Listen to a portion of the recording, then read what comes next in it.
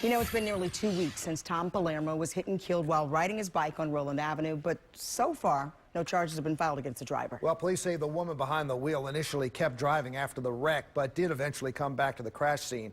ABC 2 News' Catherine Hawley takes a closer look at why police haven't made a move. You know, Baltimore City Police have not told us much about this investigation, only that it's complex. The Episcopal Diocese of Maryland confirms Bishop Heather Cook was driving the car that hit and killed 41-year-old Tom Palermo. About 100 clergy members met in private yesterday to discuss the tragedy, as many folks in the community are calling for answers.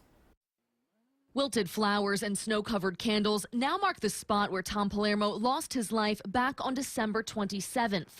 But the area cycling community isn't backing down. They want justice. Criminal defense attorney Thomas Marconic Jr. says he's surprised charges haven't been filed yet. I think they're investigating. I think they're trying to get more information to find out exactly what occurred. Because we don't know exactly how the accident occurred. We don't know what she was doing. Or what Palermo was doing at the time of the crash, he points out. But it's a serious situation. Hit-and-run law in the state is very clear, and the Episcopal Church tells us Bishop Cook left the scene for 20 minutes, as well as made a phone call to a colleague saying she thought she hit a bicyclist and she was in shock. In Maryland, the law on hit-and-runs is that you have to stay at an accident if you know that there has been an accident.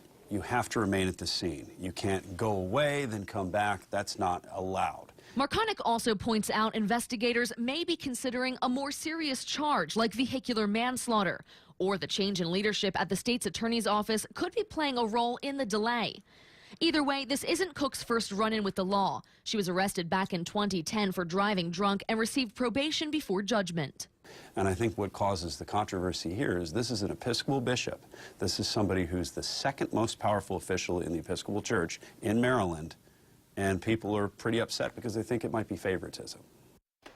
Now, Bishop Cook has been on administrative leave since the wreck, but she's still getting a paycheck and benefits. The Episcopal Church is conducting its own investigation to figure out what disciplinary action should be taken, if any. An education fund for Palermo's 2 children has already raised more than $68,000. Catherine Hawley, ABC 2 News.